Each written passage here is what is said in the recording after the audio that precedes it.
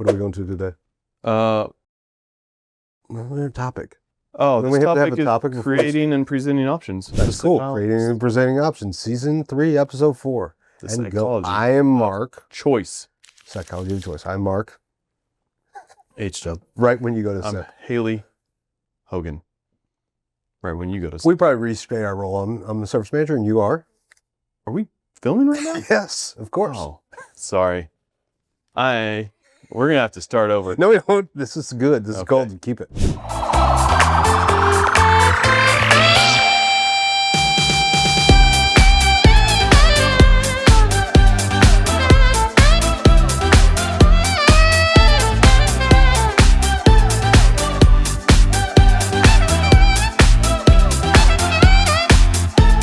And we're going to be talking about presenting options, Okay. the psychology of choice. And you know this because you are an expert. You could say expert, but you're also the sales manager. I am the sales manager. Cool. That was what I was digging at. But Oh, cool. okay. I'm Cool. terrible at that. Perfect.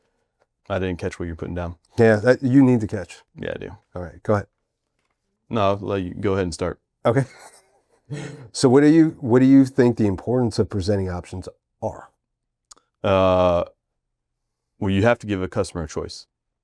So if their choice is one option, they actually have two choices.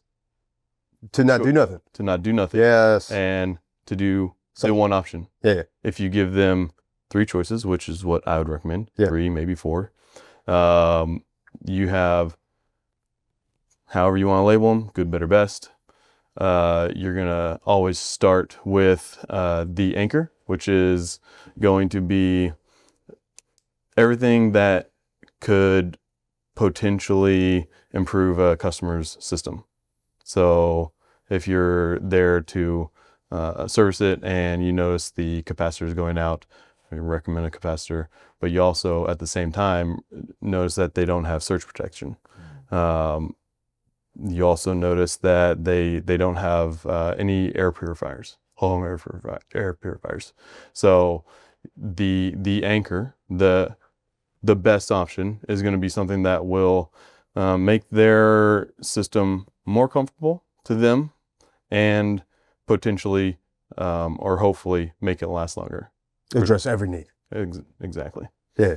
So if you have multiple options, there's a higher likelihood that they will choose one of the 3 versus if you have one option, you still have less than 3, you only have 2. Yeah. You have, I'll do this one or I'll do nothing. Well, yeah, it's like the great band Rush says.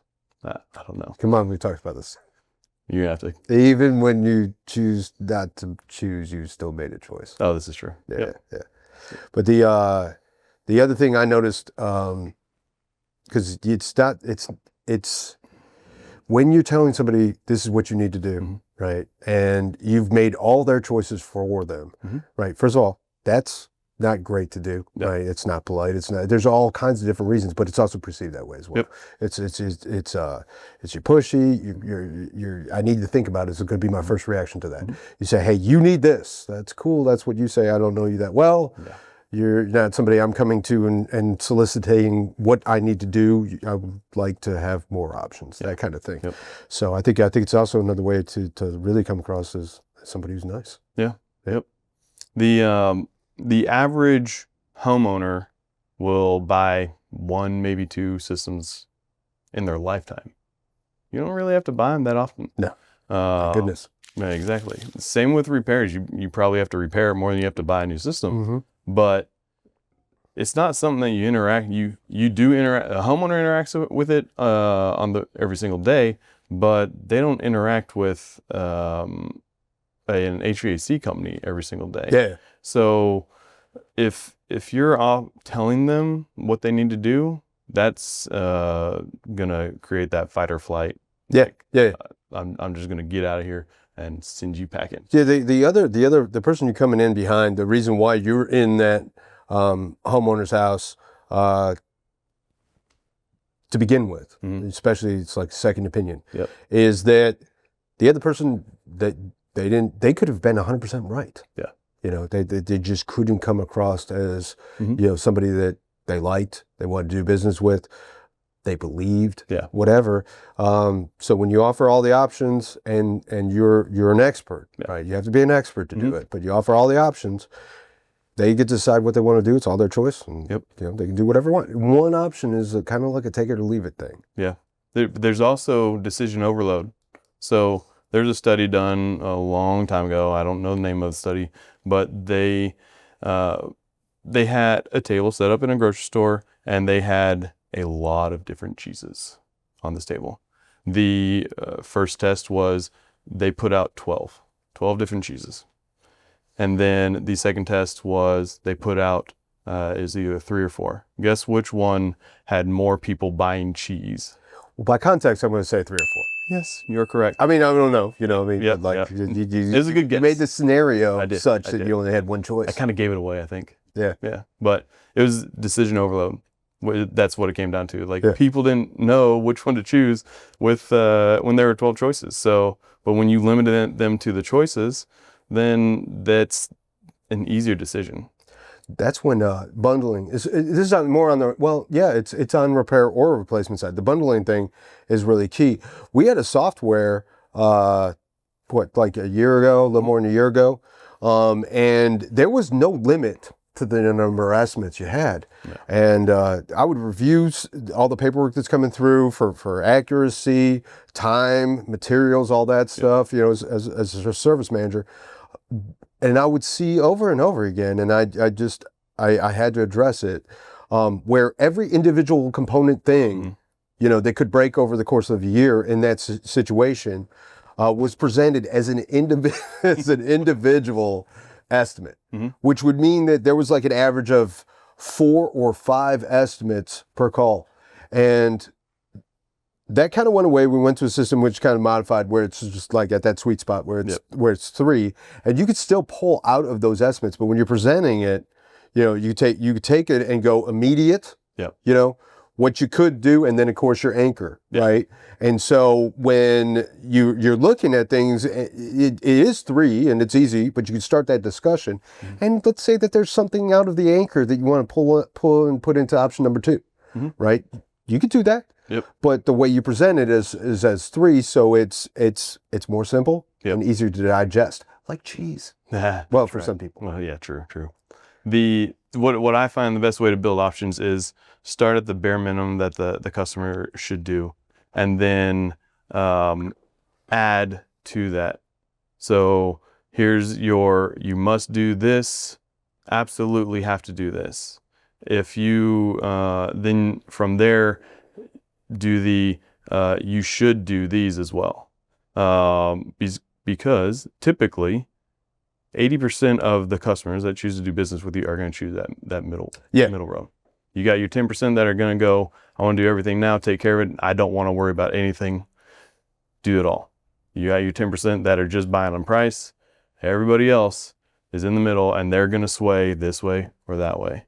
Or they're going to typically stay right there in the middle. You might be able to get some that are more it kind of depends on how they buy, right? So if you are selling something to me and you figure out that I am all about saving time, which I am, you can pretty much sell me on anything if you trigger that fact that this is going to save you this much.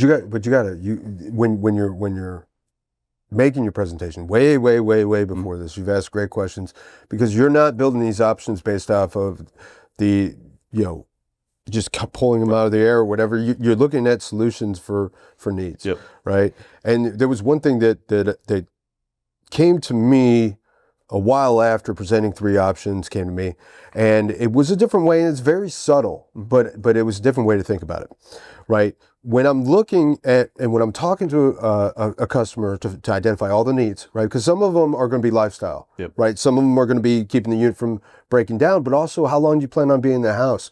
If you're only going to be there for a couple of years, maybe we're not looking at something to get 4 or 5 more years out of your air conditioner by adding some of the things that can do that. So you do that fact finding mission, right? And then you go troubleshoot, diagnose, and then you're writing all this up. one of the things that came to me was I would start with, if it's, breakdown or whatever, I'd start with the immediate thing or the thing that's about to break, Yeah. and then build out to all the things that we discussed. Yep. But that's the exact opposite of how I took all my notes. Yeah. I took all my notes about everything that needs to be done right now. So I'd start with that Mhm. and then take away to get down to what the immediate thing is. A very subtle thing, Yeah. but I think because it follows the way you take your notes, it's probably a more accurate way to do it. Yeah. And it Yep. just may just be me. I don't know. Who knows? Who knows? There's another. So, I like psychology. I like to understand how people think, and there's all these cognitive biases that you can know, right? When you're presenting. Another one of them is the bandwagon, right? So, e-commerce does this really well. Especially Amazon. So if you go on to Amazon right now and you'll see a couple things that are listed, and it'll say there's 21 items. That's not bandwagon, but there's 21 of this item left in stock. It also says this item has been purchased Oh yeah. 1,200 times in the last month. Yeah.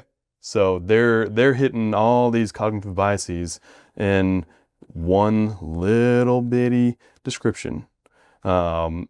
Typically what I want to do whenever I'm going over building pricing or my prices is the one that is the most popular, I'm gonna put that in the middle because I know majority of people are gonna go to the middle.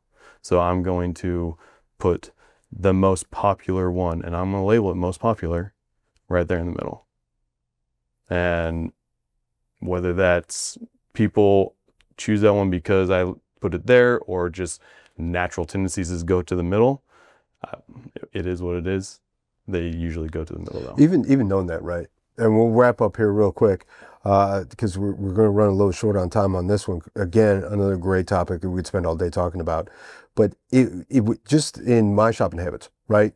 If it's something that's like there's a lot of things out there. There's several very similar products. Mm-hmm. If 20 people in the last month have bought this versus 2,000, Yeah. and they both have like 4.7 stars, Mhm. I'm just going to go that way. Yep. Because I feel like it's going to be the best bet. Yep. So sometimes it's just odds. You're also most likely to spend a little bit more for that extra security of the 2,000 reviews versus the 2. And that's also why having great reviews is important. That's true. And having great reviews is important for us as well. So like, comment, share. Yes. If you know someone in the industry or if you got any questions about processes in the industry, we like to share our knowledge. We'll try to respond as fast as possible. Leave a comment.